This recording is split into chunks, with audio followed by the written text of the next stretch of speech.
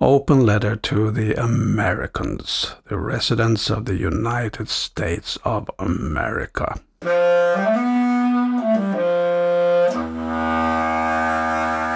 I have been speaking critically about you lately, and I thought I should, apologize, because I know you're actually nice folks over there. But I also want to explain myself why I am sometimes speaking like this nowadays.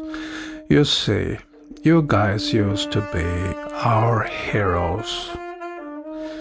You were the coolest, saving the day during the Second World War, and we saw you in the movies all the time, and we all wanted to become like you. You had rock and roll, you built the highest buildings in the world, made all those cool movies, those crazy movies. And then they shot President Kennedy, and the Vietnam War and Nixon, and the whole thing changed. It's been up and down and down and up, and nowadays, to be honest, I don't know anymore about you. Things are very, very different. I know you keep telling us that you are still the nice guys and that we should believe it, but it just doesn't take that much to see that you are now the most aggressive ones. You're there all over the world. You even admit it yourselves, that you're acting as some kind of world police. But not only that, I think you went too far when you started killing off, without a trial or anything, leaders in other sovereign states. Well, I guess it's about money, of course, which seems to rule the world today. And I have to say that you were the ones who started that too. Dollar game. And at least from where I am,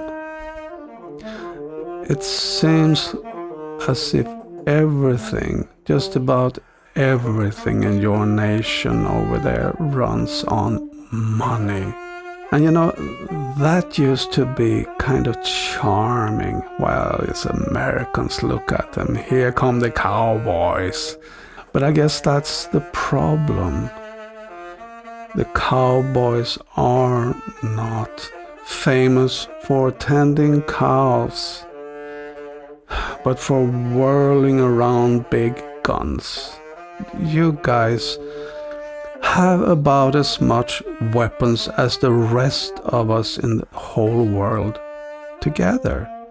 I say it again, you guys have as much weapons, only you, that all of us others have.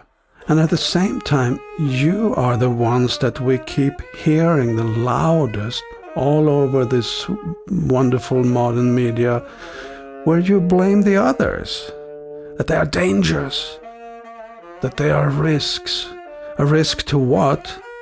A threat to what? A threat to your interests. You even say it openly over and over again. We are out there to defend our American interests. Now, what are your interests? Well, we all know that. Business as usual. Making a buck where a buck can be made, on whatever it is and whatever it takes. Well, I mean, we used to have these capitalists there in the suits and the high hats and the cigars in their mouths. But now we see monstrous corporations powered by massive financial machines run by bankers high on cocaine. I mean, isn't it time to see that you went a little bit too far? Sometimes it is best to calm down a bit, take a deep breath, stop and look, listen to the wise ones. Because you see, and I know this may come as a heavy thing to you, but it is true, there are those on this planet who are much wiser than you, much more intelligent than you. You know, we look at your movies, which are often about winners and losers, and your football, which is like a war. I guess I'm simplistic, I am, yes. But at least from the point of view of us here who grew up in Europe and elsewhere, you gotta understand, we look at you and sometimes scratch our heads.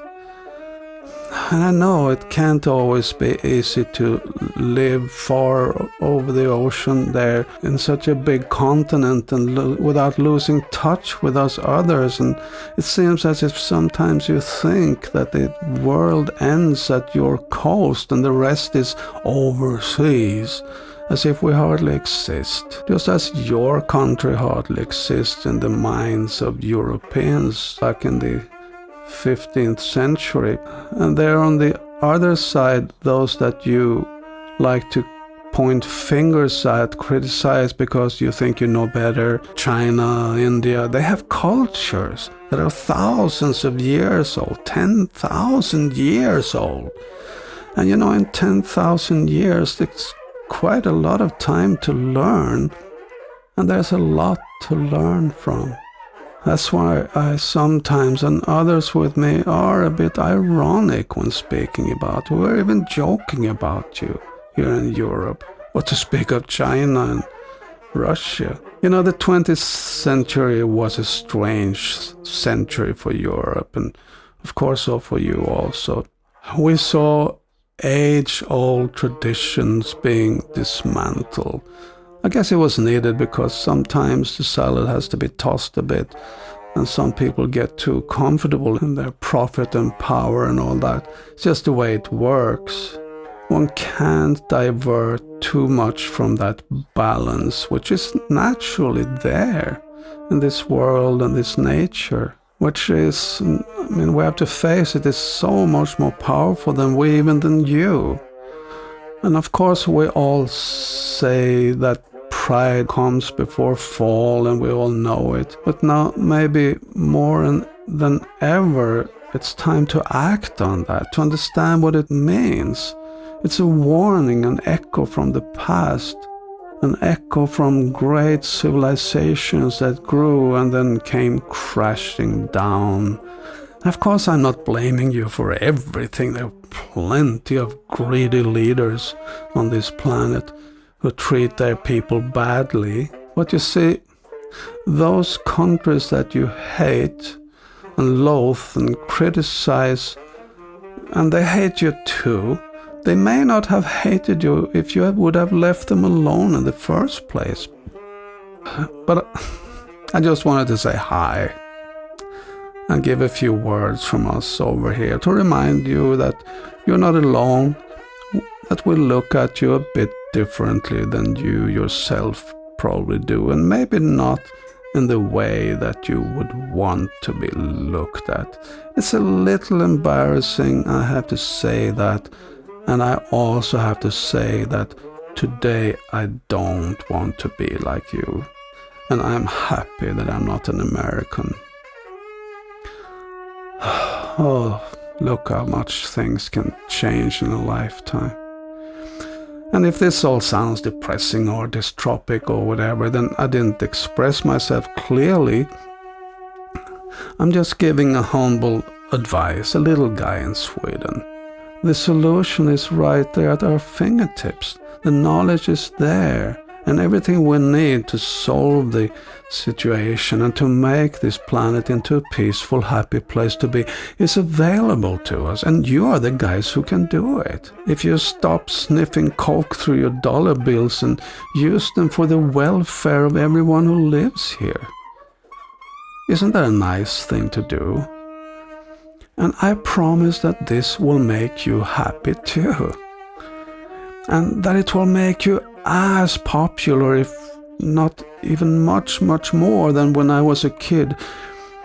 So if you really want to make America great again, then become team players. Let's do this together. Stop being the bullies and be the nice guys. Not the ones pushing around others and calling them losers, but the good friends The guy who stands up for others, who lifts them up when they fall, who uses his muscles and money and resources for that. You have built a money-making machine that has never been seen before on this planet. Frankly speaking, it's hard for many of us to understand what money is anymore. We don't see much of it because you guys are spending piles of it. Some of you on all kinds of outlandish luxury projects, which make the old-time hedonism pale in comparison. It's a problem we all need to deal with, we people on this planet. We have become lazy and stupid, at least the Westerners, complacent, and we can hardly read anymore, filled with junk food both in our bellies and in our minds. So we need to shape up too. So again, I'm not blaming you Americans. We're all responsible in the ultimate sense. But you know what I mean. So here we're trying to make it simple for you and for us all by gathering the best tips we managed to dig up throughout human history for how we can fix this. And as an encouragement, while doing so, we may just start to notice that, at least it seems so to us, that it isn't that hard. It isn't that hard. All we need to learn really has to do with the way we think about ourselves, each other, and the planet we live on.